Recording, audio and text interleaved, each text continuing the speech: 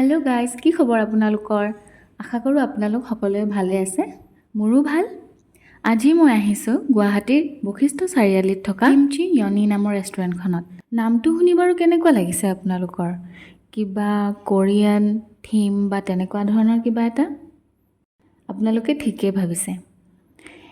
এইখন restaurant Korean theme restaurant আৰু ইয়াত কোৰিয়ান ফুড পোৱা যায়। মিনিং